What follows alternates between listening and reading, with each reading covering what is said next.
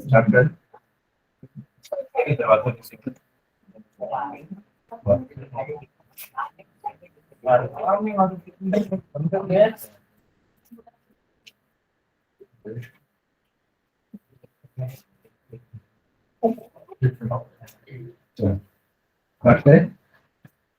तो last class में हमने रिफ्लेक्शन पार्ट रिवाइज किया था। आज रिफ्लेक्शन देखते हैं कि रिफ्लेक्शन में कोई डाउट किसी को पड़े ही नहीं। ठीक है, चलो रिफ्रैक्शन। तो रिफ्लेक्शन था bouncing back of light in the same medium after striking on smooth surface या रफ सरफेस, कैसा भी हो। ठीक है, रिफ्रैक्शन में क्या होगा, light will pass to that medium to another medium. क्यों? क्योंकि वो मीडियम ट्रांसपेरेंट। अभी तक वो मीडियम कैसा था, ओपेक, तो light was reflecting back, bouncing back. But अब क्या होने वाला है, the reflection medium, the medium is transparent, तो it will pass to that medium to another medium. ठीक है, तो उसको अपन कहते हैं रिफ्रैक्शन। तो रिफ्रैक्शन का मतलब हो गया कि बेसिकली जब वो ऐसा होता है ना, पास होता है, तो लाइट बेंड हो जाती है। लाइट स्ट्रेट पाथ में तो स्ट्रेट पाथ में नहीं रहती है, थोड़ा सा अपना पाथ डाइवर्ट हो जाती है, फिर वो डाइवर्ट होकर स्ट्रेट लाइन में चलेगी, but it has diverted from its original path. So this bending of light when a light travels from one medium to another is known as refraction. ठीक है, the phenomena of bending of light, वहां पे bouncing back of light था, यहाँ पे bending of light है। ठीक है, तो bending of light when the light travels from one medium to another is known as refraction. ठीक है, अब जब हमें मीडियम की बात करें तो दो टाइप के मीडियम होते हैं यहाँ पे। ठीक है, एक होता है रेयरर मीडियम, एक होता है डेंसर। एक रेयरर मीडियम, दूसरा डेंसर मीडियम। ये रेयरर और डेंसर नाम क्यों पड़ा, पार्टिकल्स की डेंसिटी के हिसाब से। जहां पे पार्टिकल्स ज्यादा हैं, टाइटली पैक्ड है, डेंसर मीडियम, और जहां पार्टिकल कम है या लूजली पैक्ड है, दे आर रेयरर मीडियम। मतलब ये बेसिकली रिलेटिव चीज है। एयर ग्लास के सामने या एयर वाटर के सामने रेयरर है, और वाटर एयर के सामने डेंसर। यही वाटर ग्लास के सामने रेयरर हो जाएगा और ग्लास डेंसर हो जाएगा। समझ रहे हैं क्या बोल रहा हूं? मैंने तीन चीज की बात की, एयर, वाटर एंड ग्लास। तीनों ट्रांसपेरेंट मीडियम है, तीनों में लाइट पास होगी, राइट। अब अगर मैं इन दोनों कंपेयर करूंगा ना, तो ये रेयरर मीडियम कहलाएगा और ये डेंसर मीडियम कहलाएगा। और जब इन दोनों को देखूंगा तो ये रेयरर और ये डेंसर। तभी मैंने रिलेटेड चीज कहा, ये सामने वाले पे डिपेंड करेगा कि आप उस मीडियम को क्या बोल रहे हैं। ठीक है, जब वाटर को एयर के साथ लिया गया था, दो मीडियम में, एक एयर था दूसरा वाटर था, तो air was rarer, water was denser, इधर। ठीक है, और जब वाटर को ग्लास के साथ लिया गया तो water became rarer and glass become denser. समझ रहे हैं ना? तो पार्टिकल्स की डेंसिटी देखना है हमें। हमें पता है कि एयर और वाटर में, एयर में पार्टिकल्स की डेंसिटी कम होती है, वाटर में particles are more tightly packed than air, तो इसलिए वाटर बन गया डेंसर, एयर बन गया रेयर। वाटर और ग्लास में पता है कि ग्लास सॉलिड है और वाटर लिक्विड है, तो हमें पता है सॉलिड में टाइटली पैक्ड होते हैं पार्टिकल्स, तो ये बन गया डेंसर और वाटर बन गया रेयर। क्लियर है? ओके, तो ये दो मीडियम होते हैं आपके, optically rarer medium, optically denser medium. Optically word use करते हैं पर optic is a word related to light. ठीक है, तो optically rarer medium, optically denser medium. ठीक है, तो whenever लाइट ट्रैवल्स फ्रॉम, अच्छा एक चीज और, रेयरर मीडियम में स्पीड ऑफ लाइट कम होती है, सॉरी ज्यादा होती है, और डेंसर मीडियम में लाइट की स्पीड कम हो जाती है, क्योंकि पार्टिकल्स हैं तो वो ट्रैवल नहीं कर पाएंगे ऐसे समझिए, और रेयर में पार्टिकल्स कम है तो आराम से निकल जाएगी फायर। ठीक है, तो वहां उसकी स्पीड ज्यादा होगी रेयर मीडियम में, और ऑप्टिकली डेंसर मीडियम में लाइट की स्पीड कम होती है। तो अगर मैं एयर और वाटर की बात करूं तो एयर में लाइट की स्पीड ज्यादा होगी इन कंपैरिजन टू वाटर। ठीक है, समझ में आ रहा है? नेक्स्ट, यहां हमने दो चीजें देखी थी, अगर आपकी लाइट रेयरर से डेंसर जा रही है या डेंसर से रेयरर, दोनों चीजें पॉसिबल है। ठीक है, when a light travels from a rarer medium to denser medium, तो ये रही आपकी लाइट, इंसिडेंट रे। क्या है ये? Incident ray. फिर जिस पॉइंट पे आके इंसिडेंट करी, that point is known as point of incidence, ठीक है। और उस पॉइंट से अपन एक नॉर्मल ड्रॉ कर सकते हैं। यहां तक तो सेम है जैसा अपन रिफ्लेक्शन में करते थे। अब बस अंतर ये आया कि ये बाउंस बैक होके इसी मीडियम में वापस नहीं जाएगी, वो अब दूसरे मीडियम में घुसने वाली है। And that medium is optically rarer than this medium, जहां पे लाइट की स्पीड कम भी हो जाएगी। यहाँ तक जब तक लाइट यहाँ पे थी उसकी स्पीड ज्यादा थी, पर जहां लाइट एक डेंसर मीडियम में घुसी वहां उसकी स्पीड कम होगी, ठीक है। तो उसके कारण ना जो लाइट है वो नॉर्मल की तरफ बेंड हो जाएगी, it will bend towards the normal. Otherwise अगर ये नहीं होता तो लाइट सीधी जाती ना, like this, away from the, नहीं सीधी जाती, डेविएटिंग नहीं होती ना। अवे फ्रॉम द तो फिर ये हो गया, this is away from the, ये तो उसका ओरिजिनल पाथ है, राइट। जो मैंने डॉटेड लाइन बनाई है that is the original path of light. अगर हम मीडियम चेंज नहीं करते तो लाइट स्ट्रेट जाती। सिंस मीडियम चेंज हुआ है तो रिफ्रैक्शन हुआ, और वो भी किस टाइप का मीडियम है, ट्रांसपेरेंट मीडियम है, तो द लाइट बेंड। अब बेंड किस तरफ होगी, क्या अपने पाथ से ऐसे बेंड होगी या अपने पाथ से नीचे की तरफ बेंड होगी। तो जब रेयरर से डेंसर है तो it always bend towards the north. Whenever a light travels from a rarer medium to denser medium, it bend towards the north. हाँ, RDT, हाँ इसका शॉर्ट फॉर्म मैंने क्या बताया था, RDT, rarer to denser towards the normal, rarer to denser towards the normal, ठीक है। और ये अगर उल्टा होता है ना, अच्छा ये क्या है कि रिफ्रैक्टेड रे है ना, कंप्लीट कर लेते हैं बाकी चीजें। तो this is known as angle of incidence and this is known as angle of refraction. वहां रिफ्लेक्शन था, यहाँ पे रिफ्रैक्शन हो जाएगा, ठीक है। और अब साफ हमें समझ में आ रहा है कि आई और आर बराबर नहीं है। वहां पे था ना लॉ, फर्स्ट लॉ हम यही पढ़ते थे, I is equals to R, यहाँ पे अपन I is equals to R नहीं बोलेंगे, ठीक है। ओके, नेक्स्ट देखते हैं from denser to rarer medium, ठीक है। अगर लाइट ट्रैवल करती है from a denser medium to rarer medium, again incident ray, point of incidence, this is normal, ठीक है। अब क्या होगा, अवे फ्रॉम द नॉर्मल। ये था उसका ओरिजिनल पाथ, इससे वो इधर चली गई, नॉर्मल के टुवर्ड्स नहीं आएगी, नॉर्मल से दूर चली गई। समझ में आ रहा है। तो now this is angle of refraction and angle of incidence, and इसको शॉर्ट में मैंने क्या होता था, DRA। ये याद रखने के लिए ना, ये कहीं बुक में नहीं मिलेगा आपको RDT और DRA लिखा हुआ, ये हमारे याद रखने के लिए। जैसे मैंने एसिड बेस सॉल्ट के लिए आपको बताया था, अनिल, अनिल याद रखना है ना, या ABR याद रखो, ABR या अनिल, अनिल को याद रखोगे तो याद लगेगा। वैसे ही RDT एक चीज याद रखोगे तो दूसरा उसके जस्ट अपोजिट है। अगर रेयरर से डेंसर है तो टुवर्ड्स द नॉर्मल है, तो ऑब्वियसली डेंसर टू रेयरर होगा तो अवे फ्रॉम द नॉर्मल होगा। तो ये आपकी दो टाइप की बेंडिंग हो सकती है, मतलब ओरिजिनल पाथ में नहीं है तो क्या नॉर्मल की तरफ आ रही है या नॉर्मल से दूर जा रही है, ये दो पॉसिबिलिटी है, ठीक है। तो ये आपके दो केस हो गए रिफ्रैक्शन के, ठीक है। Coming on to laws of refraction, दो लॉज हैं जिसमें एक लॉ कॉमन है। लॉज ऑफ रिफ्रैक्शन में हमारा एक लॉ कॉमन है, वो है आपका सेकेंड लॉ। सेकेंड लॉ वहां क्या था हमारा, incident ray, reflected ray and the normal at the point of incidence all lie in the same plane. समझ गए ना। वैसे यहाँ पे भी होगा, बस अंतर क्या आएगा, वो रिफ्लेक्टेड की जगह रिफ्रैक्टेड रे, समझ रहे। और वहां फर्स्ट लॉ क्या था, angle I is equals to angle R, but यहाँ ऐसा नहीं है, angle I is not equal to angle R. तो पहला लॉ यहाँ का वही लिख लेते हैं, इंसिडेंट रे, रिफ्रैक्टेड रे and the normal at the point of incidence, ये भी इंक्लूड करना जरूरी है, ठीक है। सिर्फ ये तीनों को लिख के all line the same plane नहीं लिखना है, इस पॉइंट पे ही वो तीनों प्लेन, तीनों एक ही प्लेन पे लाई कर रहे हैं, ठीक है। At the point of incidence all lie in the same plane, ठीक है। ये कॉमन हो गया लॉ ये वाला। और सेकेंड लॉ यहाँ पे बोलता है कि जो भी आई और आर बन रहा है बराबर तो नहीं है, तो उनके बीच में क्या रिलेशनशिप है। तो ये बोलता है कि दोनों का जो रेशियो होगा ना उनके साइन का, साइन मतलब एंगल, वो ट्रिग्नोमेट्री वाला sine, sine of the angle of incidence to the sine of the angle of refraction, इसका रेशियो हमेशा कांस्टेंट है।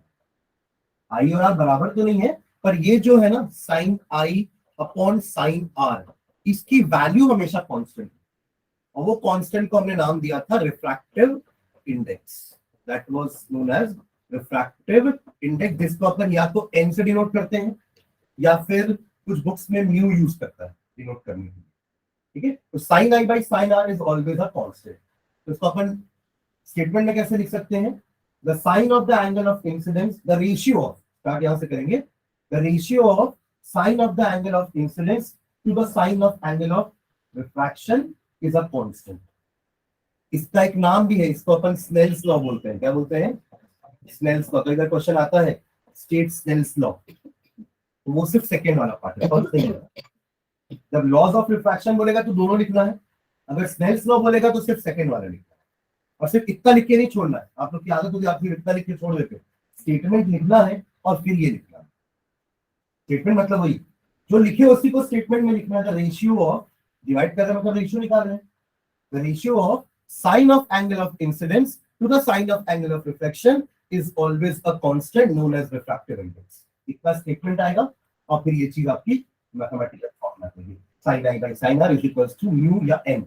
और उसको भी अपन एक्चुअली में ऐसे लिखते हैं, n21 या μ21, जहां पे 2 और 1 क्या है? मीडियम का number, second medium first medium, है ना। मतलब 1 है आपका जिसपे इंसिडेंट रे है, और 2 है जहां पे रिफ्रैक्शन होके जा रही है, generally termed as medium number 2। समझ रहे हैं क्या? हाँ, ठीक है। तो जैसे अपन ने अभी पीछे डायग्राम बनाया ना, तो this is medium number 1, this is medium 2, this is medium 1, this is medium. तो यहां हम ऐसे लिखते हैं कि रिफ्रैक्टिव इंडेक्स μ21 का मतलब क्या होगा? Refractive index of medium 2 with respect to medium 1, with respect to medium, ठीक है। तो एक्चुअली ना ये जो टर्म है ना रिफ्रैक्टिव इंडेक्स, ये हमें बताता क्या है? What is it's qualitative meaning? Qualitative meaning क्या है इसका? क्वांटिटेटिव देखेंगे कि फॉर्मूला क्या होता है उसका। तो पहले समझ तो ले रिफ्रैक्टिव इंडेक्स होता क्या है। ये हमें क्या बताता है कि लाइट कितनी बेंड हो रही है, लाइट कितनी बेंड हो रही है। अगर स्ट्रेट जा रही होगी तो बेंडिंग नहीं हो रही होगी, दोनों एंगल बराबर होते हैं, पर ऐसा नहीं है। दोनों के बीच का रिलेशन बता रहा है ना ये। लॉज ऑफ रिफ्लेक्शन में अपन I is equal to R बोल देते थे, बट यहाँ दोनों इक्वल नहीं है, तो क्या रिलेशन है दोनों के बीच का? तो ये रिलेशन। तो इससे आप बेंडिंग निकाल सकते हो कि कितना बेंड हो रहा है, ठीक है। क्लियर है यहाँ तक? और अपने साइन के कुछ एंगल्स की वैल्यू आप लोगों को याद भी है, जैसे साइन 30, साइन 0, साइन 0 0 होता है, sine 30 1/2, sine 45 1/2, sine 60 √3/2 and sine 90। तो ये साइन की वैल्यूज आपको 4-5 एंगल की याद भी, ठीक है। ओके, तो this is our second law, ठीक है। रिफ्रैक्टिव इंडेक्स का मतलब समझ में आ गया, it tells us about the bending of the light, कि लाइट कितनी बेंड होने वाली है, ठीक है। इसका मैथमेटिकल रिलेशनशिप अगर देखिए कि मैथमेटिकली क्या होगा ये, तो मैथमेटिकली μ21 जिसको अपन कह रहे हैं refractive index of medium 2 with respect to medium 1 is equal to speed of light in medium 1 upon speed of light in medium 2। इससे अपन किसी भी मीडियम का रिफ्रैक्टिव इंडेक्स निकाल सकते हैं, ठीक है। किसी भी मीडियम का रिफ्रैक्टिव इंडेक्स हम निकाल सकते हैं यूजिंग दिस फॉर्मूला। बस ये है कि आपको दोनों मीडियम का, जिस मीडियम से आ रही है और जिस मीडियम पे जा रही है, वहां का दोनों में स्पीड पता होनी चाहिए लाइट की, कि लाइट एयर में कितनी स्पीड से ट्रैवल कर रही है और लाइट ग्लास में कितनी स्पीड से ट्रैवल कर रही है। अगर आपको ये दोनों का नॉलेज है तो आप दोनों की स्पीड पुट कर रहे होते हैं, आपको उस पर्टिकुलर मीडियम का रिफ्रैक्टिव इंडेक्स मिल जाएगा, ठीक है। जनरली एयर के रिफ्रैक्टिव इंडेक्स को हम 1 मानते हैं, म्यू ए इज 1, ठीक है। और बाकी सबका रिफ्रैक्टिव इंडेक्स जो अपन लिखते हैं ना, वो हम जनरली एयर के रिस्पेक्ट में निकालते हैं। उस टाइप के रिफ्रैक्टिव इंडेक्स को हम एब्सोल्यूट रिफ्रैक्टिव इंडेक्स बोलते हैं। तो आप ये बोल सकते हैं कि रिफ्रैक्टिव इंडेक्स 2 टाइप का होता है, ध्यान से सुनना। रिफ्रैक्टिव इंडेक्स 2 टाइप का होता है, एक होता है एब्सोल्यूट, है ना, और दूसरा होता है रिलेटिव।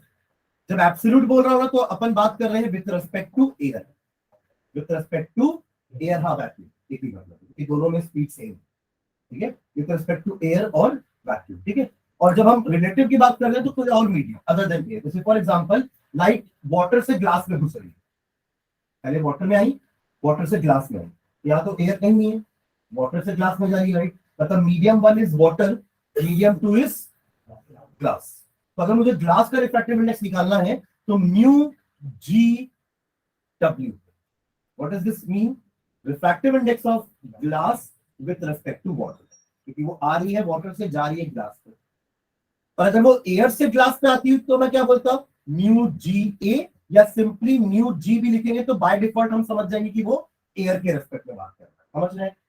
किसी और के रेस्पेक्ट में बात करोगे तो प्रॉपर दोनों का एब्रीवेशन लिखेंगे। और अगर सिंपली सिर्फ एनजी लिखा है या म्यूजी लिखा है तो समझ जाना it is talking with respect to air. Am I clear? पक्का? ठीक है, तो ये होगी बात दोनों टाइप के रिफ्रैक्टिव इंडेक्स की।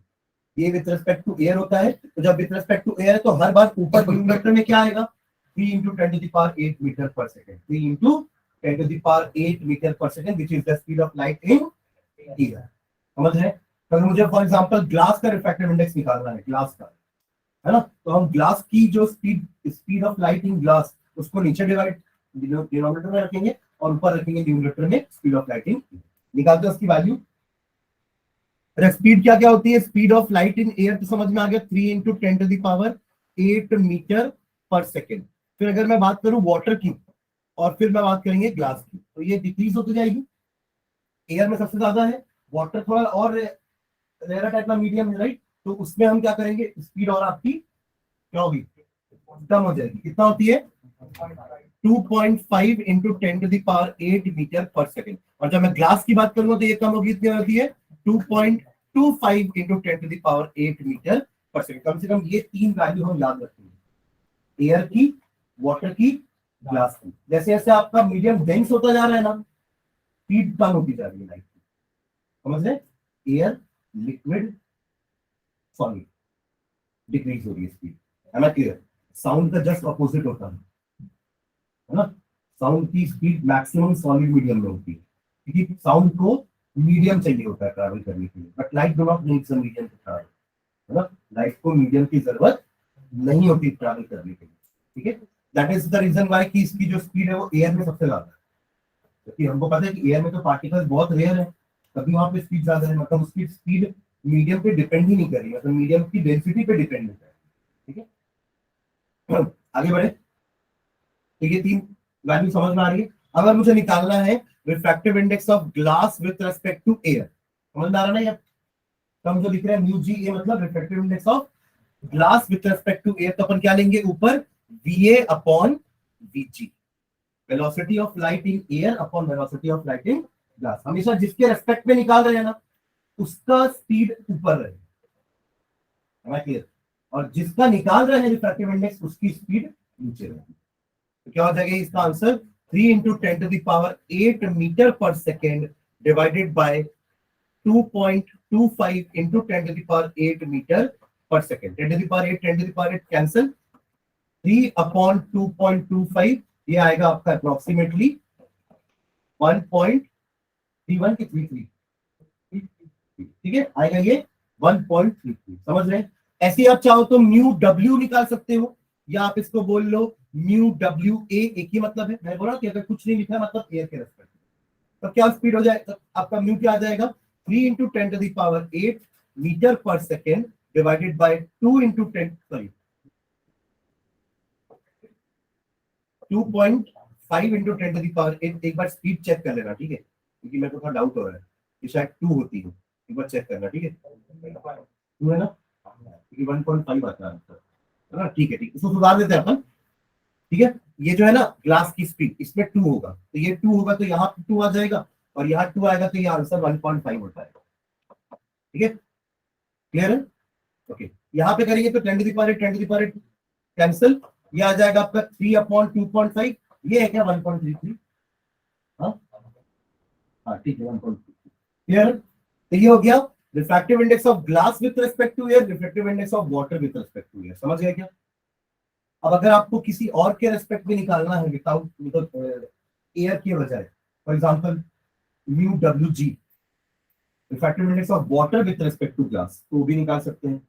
बस क्लियर हो गया ना क्या करना है हमको, जिसके रेस्पेक्ट में निकाल रहे हैं उसकी स्पीड न्यूमरेटर में, और जिसकी रिफ्रैक्टिव इंडेक्स निकाल रहे हैं उसकी स्पीड डिनोमिनेटर।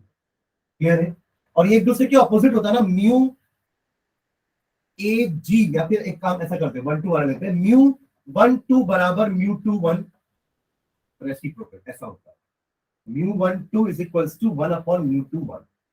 मतलब अगर आपको बोल दिया मैंने कि रिफ्रैक्टिव इंडेक्स ऑफ ग्लास, ध्यान से सुनो question, refractive index of glass with respect to water, refractive index of glass with respect to water, यानी कि म्यू जी डब्ल्यू, अगर मैं बोल दिया कि इसकी वैल्यू x है, then what will be the value of mu wg? 1/x। समझ गए क्या पक्का? ठीक है, तो क्या बता रहा था मैं। ठीक है, देखो आप जब इसको लिखोगे तो इसका वैल्यू क्या आएगा, V W by V G लिखोगे, और जब इसके लिए लिखोगे तो क्या आएगा value, V G by V W. तो ये उल्टा हो रहा है ना, इसलिए रेसिप्रोकल होता है। क्लियर है? तो this is all about refractive index. ठीक है, दोनों लॉ समझ में आ गए। एक रिफ्रैक्टिव इंडेक्स क्लियर है, क्योंकि रिफ्रैक्टिव इंडेक्स थोड़ा कंफ्यूजिंग लगता है, पर बहुत सिंपल सी चीज है, बस आपको ये फॉर्मूला याद रखना है और फिर मतलब समझ में आना चाहिए कि क्या क्या बता रहा है। ठीक है, उसके बाद अपन आते हैं नेक्स्ट, हम यहाँ पे 3 टाइप के रिफ्रैक्शन देखने वाले, refraction through glass slab, rectangular glass slab का रिफ्रैक्शन देखेंगे, सेकंड देखेंगे कॉन्वेक्स लेंस, और फिर कॉन्केव लेंस। जैसे हमने पिछले क्लास में प्लेन मिरर देखा था पहले, उसके बाद हमने बात की थी कॉन्वेक्स मिरर की और कॉन्केव मिरर की। इन द सेम वे यहाँ पे 3 चीजों के बारे में हमें पढ़ना है रिफ्रैक्शन में। ठीक है, बाकी रिफ्रैक्शन का में आप कुछ चीजें जैसे वो glass which is filled with water, उसके अंदर आप एक अगर पेंसिल डालोगे तो आपको पेंसिल बेंड दिखेगी। ये सब आपके डे टू डे लाइफ के एग्जाम्पल है जहां पे आप रिफ्रैक्शन को एक्सपीरियंस करते हो। ठीक है, ओके। स्विमिंग पूल का भी नीचे जो बेस है वो थोड़ा सा उठा हुआ दिखता है, उसका रीजन भी आपका रिफ्रैक्शन है। ठीक है, चलो आगे आगे बढ़े। चलो गुड, वो कहाँ नहीं दिखा।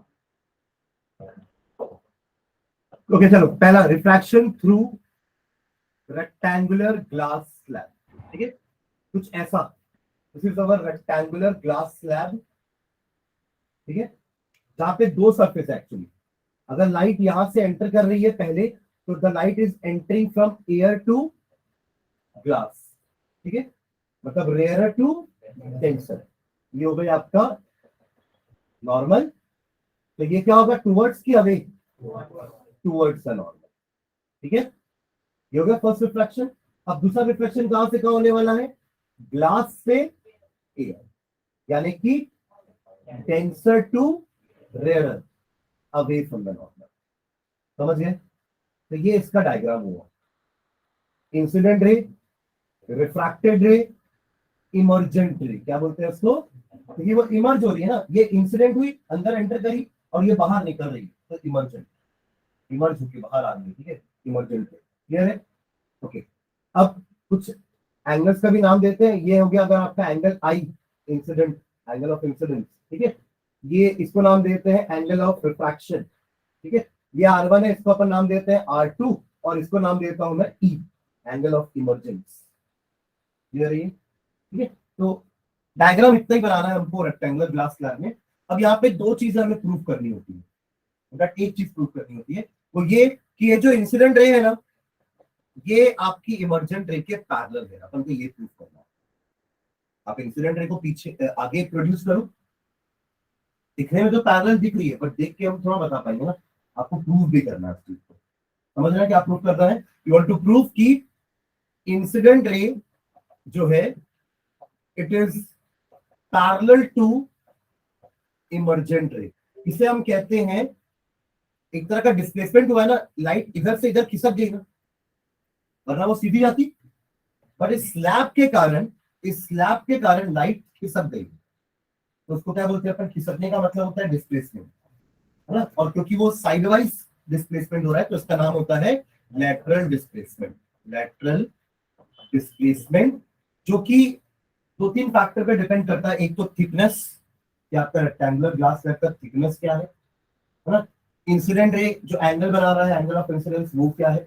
ये 2-3 फैक्टर पे आपका डी का वैल्यू डिपेंड करता है, लेटरल डिस्प्लेसमेंट का वैल्यू। ठीक है, हमको बाकी उसमें और एंटर नहीं करना है कि वो डी का फॉर्मूला कुछ होता है, क्या होता है, तो क्या होता है, उसमें नहीं जाना है। ठीक है, बट यू शुड नो कि कौन कौन से फैक्टर पे आपका डी का वैल्यू चेंज होता है। अगर आप ग्लास स्लैब पतला ले रहे हो या मोटा ले रहे हो, तो उससे आपके डी का वैल्यू चेंज होगा। ठीक है, ओके, तो ये हमें प्रूव करना है, incident ray is parallel to emergent. ठीक है, तो उसके लिए अपन क्या करेंगे, 2 बार स्नेल्स लॉ लगाना है बस, और कुछ नहीं। 2 बार स्नेल्स लॉ, क्योंकि 2 रिफ्रैक्शन हो गया ना, एक एयर से ग्लास में हुआ है और दूसरा ग्लास से एयर में हुआ है, तो 2 बार हम स्नेल्स लॉ लगाएंगे। सबसे पहले इसके लिए लगाते हैं, सबसे पहले यहाँ पे sine I upon sine R1 is equals to mu, क्या बोलेंगे, म्यू जी ए, म्यू जी ए। समझ में आ रही बात? ठीक है, आप इसको चाहो ना तो ऐसे भी लिख सकते हो, म्यू ले लो या फिर एन ले लो, ठीक है, म्यू कंफ्यूजन ना हो इसलिए एन ले लेता हूं, एन जी ए। क्लियर है?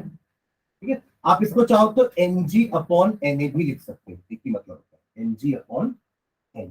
ठीक है, तो यहां से आपका एक इक्वेशन क्या बना, N A sine I is equals to N G sine R1। This is equation number 1। Clear हुई?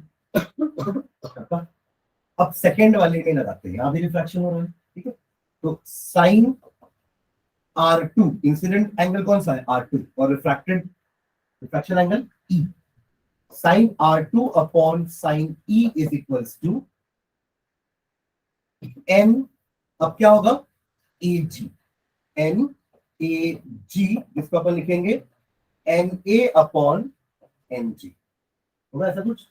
इसको भी ऐसी इक्वेशन बना लेते हैं, NG sine R2 is equals to NA sine E, ऐसा कुछ है।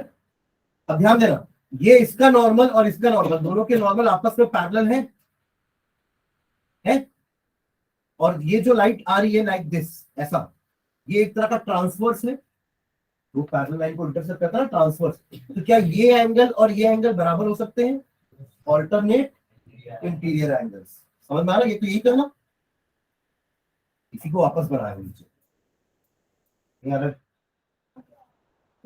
ठीक है, ये दोनों एंगल बराबर, मतलब आप इसको देख के लिख सकते हो कि R1 बराबर R2 होगा, तो आप यहां R2 की जगह इसको R1 कर लिख सकते हैं। Since R2 is equals to R1, उसका रीजन है अल्टरनेट इंटीरियर एंगल्स, ठीक है, तो आप इसको लिख सकते हो NG sine R1 is equals to NA sine E, लिख सकते हैं।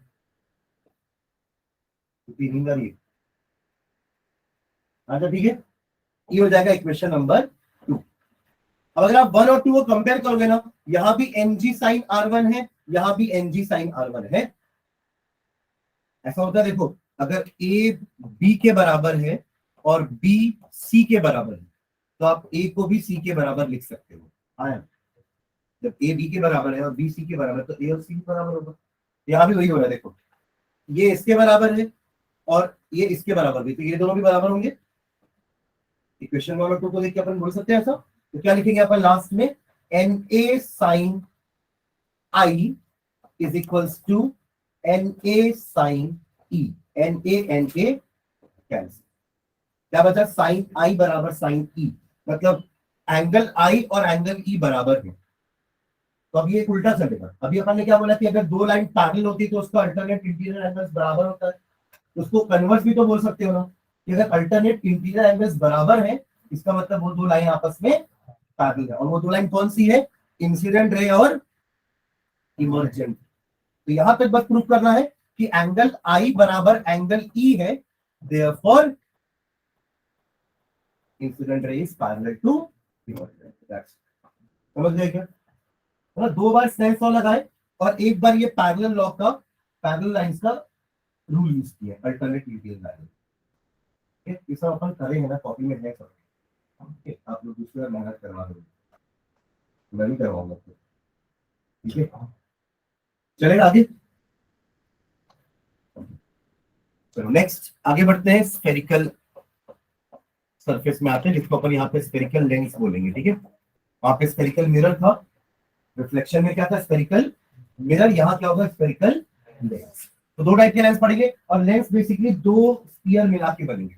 वहां पे तो एक स्फीयर को कट करके अपन कॉन्केव मिरर और कॉन्वेक्स मिरर बना लिए थे, बट यहाँ पे हम 2 स्फीयर को यूज करके कॉन्वेक्स लेंस और दो स्फीयर को यूज करके कॉनकेव लेंस बनाएंगे। तो this is convex lens and this is concave lens. ठीक है, तो ये हो गया आपका convex and this is this is concave lens. ठीक है, वहां हम मिरर के सेंटर को पोल बोलते थे, यहां पे बोलेंगे ऑप्टिकल सेंटर। क्या बोलेंगे? Optical centre. ठीक है, बाकी स्फीयर तो यहां भी है तो रेडियस तो यहां भी होगा, स्फीयर यहां है तो सेंटर भी होगा, जैसे वहां पे था, फोकस भी होगा। तो यहाँ पे आपके एक्चुअली दो सेंटर्स होंगे, राइट, क्योंकि दो स्फीयर है। तो सेंटर्स को एक्चुअली हमने लास्ट क्लास में पढ़ा था ना कि एफ आर के हाफ होते हैं, F is equal to R by 2। तो आप आर को 2f भी लिख सकते हो, रेडियस को आप 2f लिख सकते हो। एफ क्या था? फोकल लेंथ था। अगर आपका रेडियस इतना बड़ा है, लेट्स से ये आपका सेंटर है, ये इतना रेडियस है अगर, तो उसका जस्ट हाफ फोकस होता है, यानी कि फोकल लेंथ, और तो जस्ट डबल करोगे तो रेडियस आ जाएगा। तो आप सी की जगह, सेंटर ऑफ कर्वेचर की जगह आप क्या लिख सकते हो? 2f, double of focal length, और इसको f बोल देंगे। This is f, this is 2f, बोल सकते हैं ऐसा। ठीक है, तो यहाँ पे ये पॉइंट अपन सेंटर c ना बोल के 2f बोल। ठीक है, 2f1 2f2, क्योंकि यहाँ पे दो फोकस दो सेंटर्स है, दो स्फीयर है तो दो सेंटर होंगे, दो सेंटर है तो दो 2f होंगे, और दो 2f है तो दो f भी होंगे।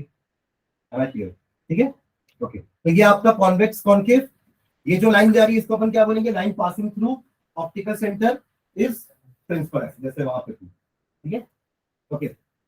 इसका फोकस कैसे निकालेंगे? ध्यान देना, वहां पे अपन कॉनकेव का फोकस निकाले थे।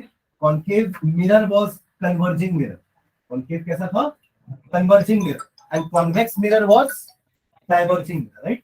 Convex mirror was diverging, concave mirror was converging. तो यहाँ उल्टा होता है, convex lens is converging and concave lens is diverging. मतलब अगर लाइट रे यहाँ पे पैरेलली आई प्रिंसिपल एक्सिस के, तो आफ्टर रिफ्रैक्शन, वहां रिफ्लेक्शन हो रहा था, यहाँ पे रिफ्लेक्शन होगा। After refraction they will meet at a point and this point is known as focus. So this is f1 and this is 2f1। ये f1 तो दूसरा आपका डबल होगा ना, और f2 का बनेगा। फॉर एग्जांपल अगर लाइट रे यहां से आती है, ऐसा भी तो हो सकता है ना, ये तो लेंस है, कहीं से भी लाइट आ सकती है ना। अगर मैं लेंस का सर तो लाइट यहां से भी आ रही है, यहां से भी आ रही है, राइट। तो बेसिकली लाइट अगर यहां से आती है तो ये होगी पैरेलल रे, ये हो गई पैरेलल रे, और जब अब दोनों रिफ्रैक्ट होके कहां आएंगे? इस पॉइंट पे मीट करेंगे, तो ये कहलाएगा f2, और इसको बोलेंगे अपन 2f। समझ गए? या इसको f1 2f1 बोल दो, तो ये 2f2 f2 2f2 हो जाएगा। एक ही मतलब है, f1 f2 कोई दिक्कत नहीं है। ठीक है, क्लियर है यहां तक? तो ये हो गया कॉन्वेक्स लेंस का focus. When the ray of light parallel to principal axis incidents on convex lens, they both converge at a point, and that point is known as focus of convex lens. Clear है ना? ऐसी concave का बनाते हैं, ये रही दो light, ठीक है, एक ये लाइट चली गई, ये दूसरी लाइट चली गई, और ये अब हमें पता है कि ये तो डाइवर्जिंग नेचर का है, तो एक रे डाइवर्ज होके इधर गई और दूसरी डाइवर्ज होके इधर गई। अब ये दोनों यहाँ तो कभी मीट नहीं होने वाले, जैसे कि ये हो रहे थे, ये हुए ना यहाँ पे मीट, ये दोनों यहाँ तो कभी मीट नहीं होने वाले।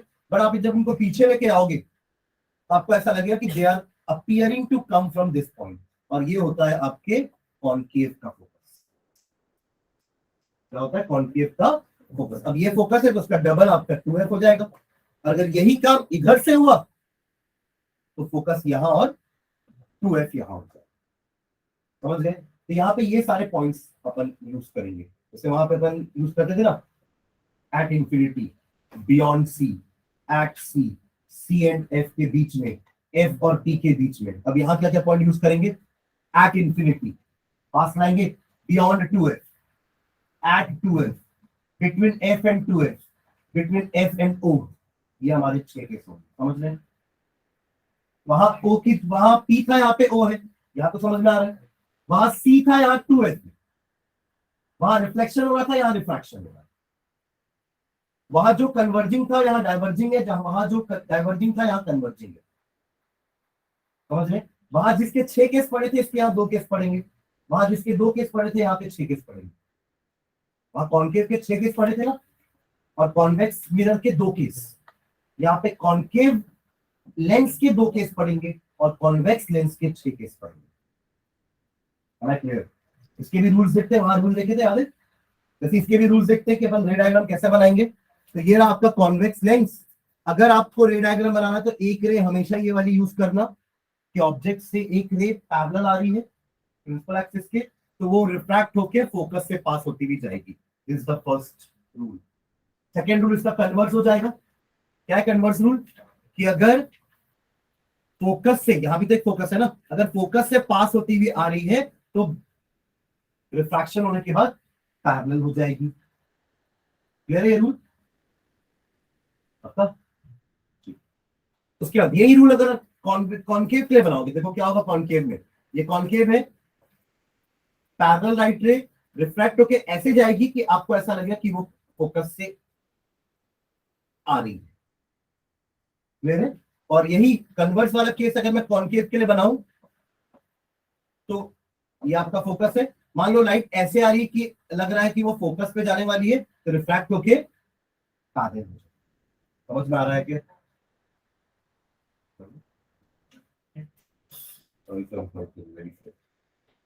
Very good.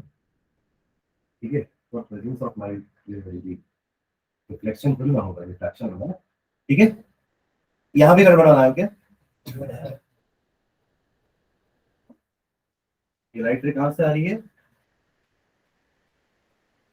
एक second.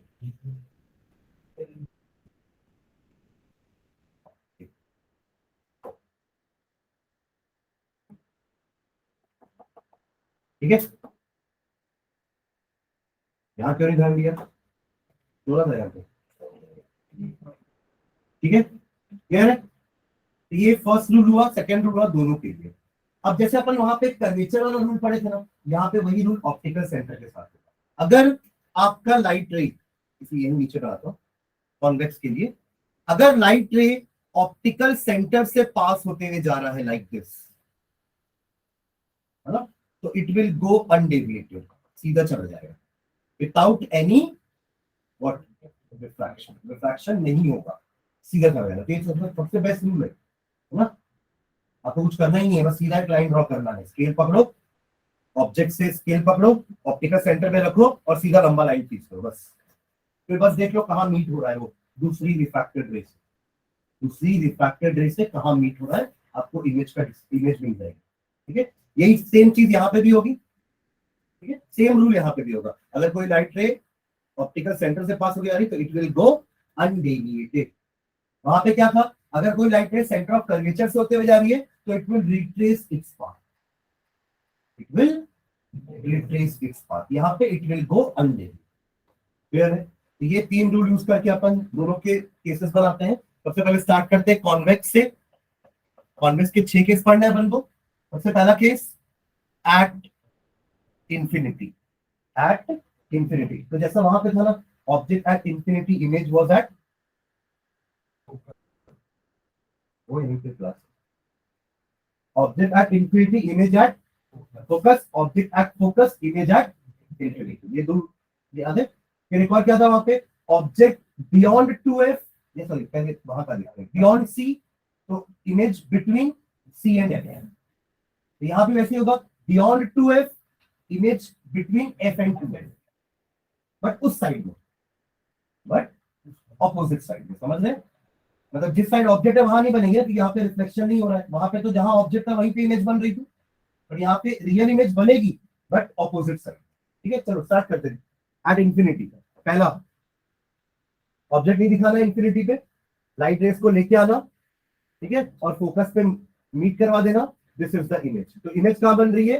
At focus, at focus. ठीक है, real and inverted, highly dim image. कैसी है? Highly dim image. ठीक है, case number 2, this is case number 1। Case number 2, थोड़ा पीछे, थोड़ा पास लेके आते हैं। बियॉन्ड, ये अगर f है, दिस इज अगर 2f, चलो F1 F2 दे देता हूं, ठीक है, सॉरी F1 टू F1 दे देता हूं। तो ऑब्जेक्ट कहां पे है? बियॉन्ड 2F1, ठीक है। पहला रूल, यहां के फोकस F2 से पास होते हैं, तो ये 4 पॉइंट तो बना ही लेना इक्वल इक्वल डिस्टेंस पे। ये आपका ऑप्टिकल सेंटर से जितना दूरी पे F1 बनाओगे उतनी दूरी पे 2F1 बनाएंगे, फिर F2 बनाएंगे उतनी दूरी पे 2F2 बनाएंगे। क्लियर है? फर्स्ट होगी ना, फर्स्ट में अभी इमेज नहीं बनी है, मेरी इमेज तो कम से कम 2 रे से बनेगी ना, और दूसरी को वही स्केल रख के सीधा खींच दो। हाँ क्या हुआ? एक मिनट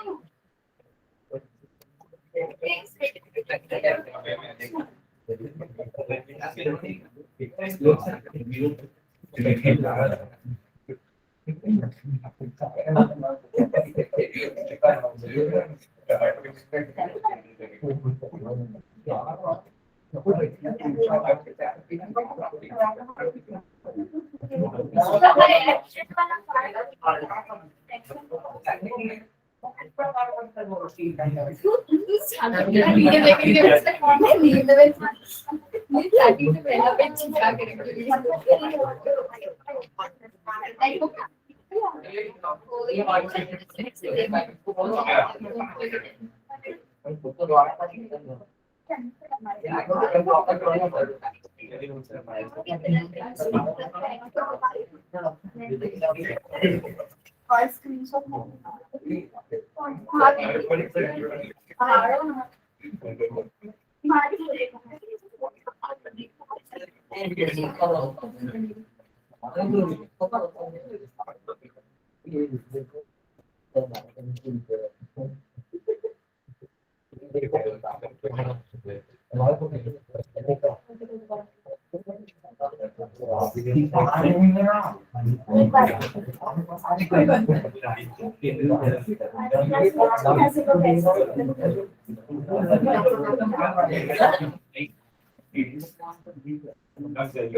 दिखता तो फोटो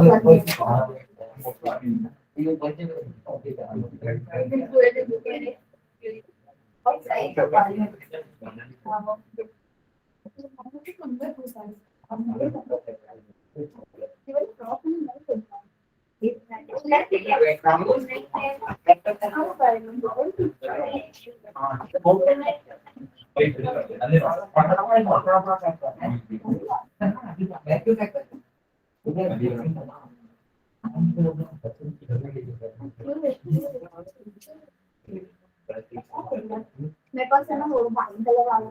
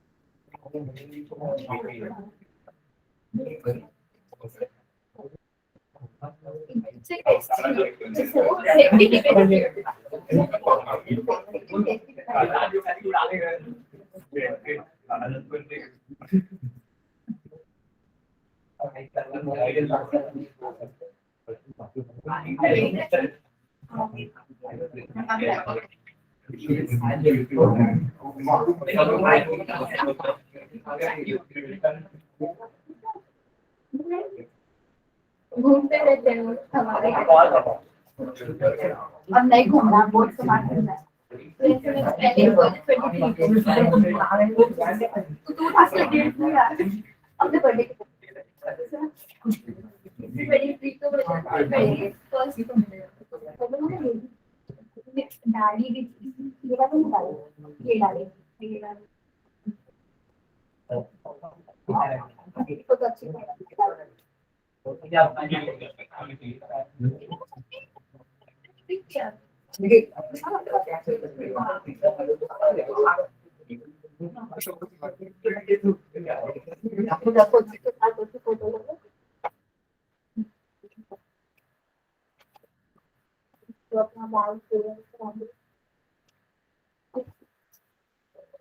ठीक है सर आगे बढ़े ये केस ठीक है थोड़ा सा गड़बड़ बना के तो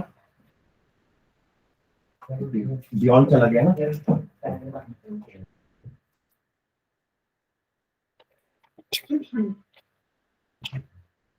ठीक है तो कहां बनेगा image between F2 and 2F2 वही बियॉन्ड वाला बिटवीन में बनता है बिटवीन वाला बियॉन्ड में बनता है ठीक है इमेज है रियल एंड इन्वर्टेड और कैसी है डिमिनिश्ड एंड लास्ट तो नहीं दिख रही है डिमिनिश्ड ठीक है coming on to third case case number 3 देखो ये चार का ये तो इतना काम तो करना ही है राइट लेंस बनाना है ओ लिखना है F1 2F1 F2 to F2, इतना तो करना ही, ठीक है। अब कहाँ रखेंगे, at 2F1, F2 first rule. Second rule at 2F2। ये अगर आपका ऑब्जेक्ट है ए बी, तो इमेज बनी है A dash B dash, again real and inverted, कहाँ बनी है, एट 2F2। यही सेंटर ऑफ कर्वेचर जैसा केस है कि सी में थी तो सी में इमेज बनी, सेम साइज की बनी, ठीक है, रियल इन्वर्टेड, तो यहाँ पे अगेन सेम साइज, ठीक है। केस नंबर 4 और पास लेके आते हैं, बिटवीन F1 एंड 2F1। ये रहा F1, दिस इज 2F1, ये रहा आपका ऑब्जेक्ट इन बिटवीन, जरूरी नहीं कि हम बीच में बनाए, है ना, बीच में कहीं पे भी। फिर ये आपका है F2 and this is 2F2। First rule ये यूज करेंगे, सेकेंड रूल भी ये वाला, बिटवीन के लिए बियॉन्ड, बियॉन्ड के लिए बिटवीन, ठीक है। तो अब बड़ी दिख रही है इमेज, तो again real and inverted, magnified, और बन कहाँ रही है, बियॉन्ड 2F2, ठीक है। केस नंबर 5 और पास लेके आते हैं, अब फोकस पे रख देते हैं, F1 पे, 2F1 पे, ये F2 and this is 2F2, object at focus parallel. हमको पता है फोकस पे है तो इंफिनिटी पे इमेज बनेगी, तो वैसे ही काम करेंगे ना, वैसे ही चालू करेंगे अपन डायग्राम। ये पूरा पैरेलल बनाएंगे, ये इंफिनिटी दिखाएंगे, एट इंफिनिटी, ठीक है। फिर हाईली मैग्निफाइड, और बड़ी इमेज बनने वाली है, ठीक है। और क्या बच गया, क्या चीज, हाँ रियल एंड, इसको नेचर बोलते हैं। जो मैं बार बार ये सब लिख रहा हूँ ना, ये सब क्या है, इमेज का नेचर, इमेज कैसी है, बड़ी है कि छोटी है, रियल है कि वर्चुअल है, इन्वर्टेड है कि इरेक्ट है, ठीक है। एंड लास्ट केस जो वहां देखे थे, बिटवीन P एंड F था, यहाँ पे between O and 1, between P and F था, यहाँ पे बिटवीन F एंड P, कौन बोला, बिटवीन O एंड F, ठीक है। यहाँ रहा ऑब्जेक्ट, ये रहा फर्स्ट पासिंग थ्रू फोकस, ये डाइवर्जिंग दिखाना है इधर, ताकि इधर कहीं मीट ना हो, क्यों, क्योंकि इसको पीछे एक्सटेंड करेंगे तो मीट होगी, राइट, इसको पीछे एक्सटेंड करेंगे तो वो मीट होगी, और यहाँ पे आपका ऑब्जेक्ट बनेगा। This is virtual and event, समझ गए, एक मिनट, दो के सवाल देखेंगे और के कल्चर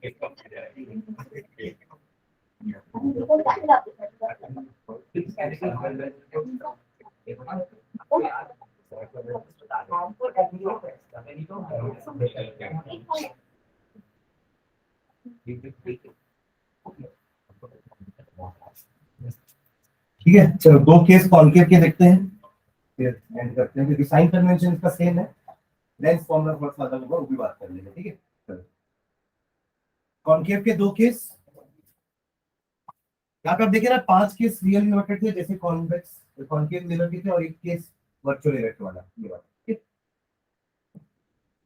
यहाँ पे अब आप क्या करने वाले हैं, एक बार इंफिनिटी पे रखेंगे तो ये ऑब्जेक्ट इंफिनिटी पे है, और इन दोनों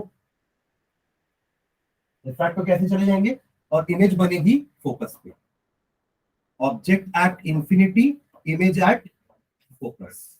ये ऑब्जेक्ट है एंड दिस इज इमेज।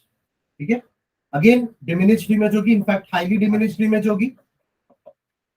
ठीक है, हाईली डिमिनिश्ड इमेज और वर्चुअल एंड इरेक्ट। जैसे कि आपका कॉन्वेक्स मिरर हमेशा वर्चुअल इरेक्ट इमेज बनाता है, वैसे ही कॉनकेव लेंस हमेशा वर्चुअल इरेक्ट इमेज बनाएगा और हमेशा डिमिनिश्ड। ठीक है, and second case, anywhere between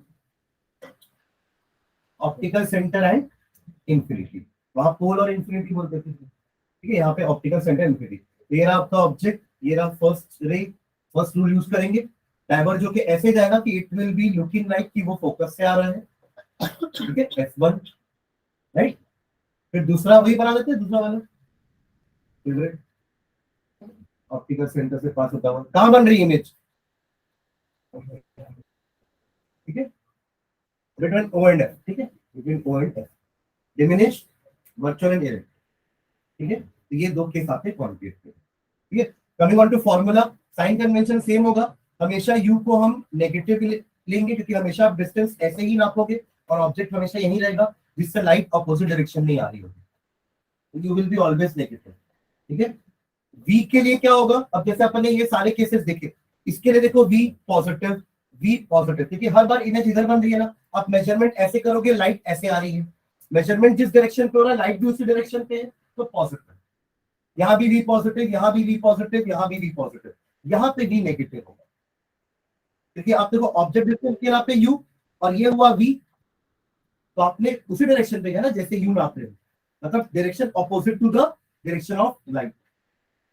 हमेशा लाइट के डायरेक्शन में देखना, अगर आप उसी डायरेक्शन का मेजरमेंट कर रहे हो जहां पे लाइट जा रही है, जैसे कि इन सब केसेस में हो रहा था, तो हर बार इन पांचों केस में v क्या होगा, पॉजिटिव, u क्या होगा, नेगेटिव, HO क्या होगा, पॉजिटिव, सब जगह ऑब्जेक्ट खड़ा है राइट, और HI डिपेंड करेगा कि इमेज कहां बन रही है।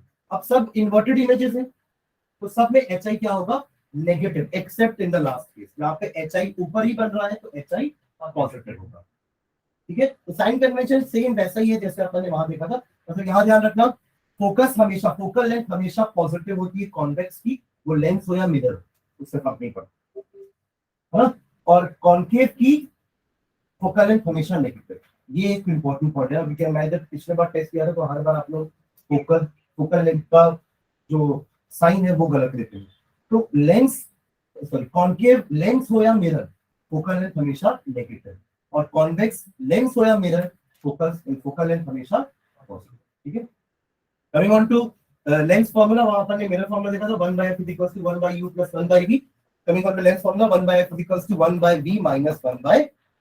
मैग्निफिकेशन का वहां पे फॉर्मूला देखे थे, HI/HO, यहाँ भी वही रहेगा, बस वहां पे -v/u था, यहाँ पे v/u। दैट्स इट, ये दोनों फॉर्मूले यूज करके हम न्यूमेरिकल्स बना सकते हैं। इसके अलावा एक टॉपिक और था, पावर। पावर क्या होता है, it is the reciprocal of focal length, but that focal length should be in metres. तो इसलिए पावर का यूनिट क्या होता है, पर मीटर, जिसको अपन डायोप्टर बोलते हैं। आपको अगर फोकल लेंथ पता है तो आप पावर निकाल सकते हैं, और अगर कॉम्बिनेशन ऑफ लेंस है तो सारे पावर्स को ऐड करेंगे, 1/f1 + 1/f2 + 1/f3 तो p आ जाएगा, समझ गए, कॉम्बिनेशन का पावर। क्लियर है, ठीक है, तो ये आपका चैप्टर हुआ लाइट, रिफ्लेक्शन एंड रिफ्रैक्शन। मैंने एक वर्कशीट बनाई है, इसमें तकरीबन 46 क्वेश्चन है, वो दोनों रिफ्लेक्शन और रिफ्रैक्शन मिला के। ठीक है, तो ये मैं आप लोगों को अभी दे रहा हूँ, इसको आज जाके ही स्टार्ट कर दो बनाना। ठीक है, और अपन इसको नेक्स्ट क्लास में डिस्कस करेंगे। एक क्लास और लेंगे अपन लाइट के लिए, उसमें ये क्वेश्चन डिस्कस करेंगे, बट एटलीस्ट 50% क्वेश्चन बना के आता हूँ। 46 में से कम से कम 23 क्वेश्चन बनाना है सर, फिर अपन डिस्कस करेंगे किसको क्या क्वेश्चन में डाउट आ रहा है, ठीक है। तो ये दे दो आप लोग शीट्स, जो ऑनलाइन है मैं उन लोग को शीट में वो कर दूंगा फॉरवर्ड।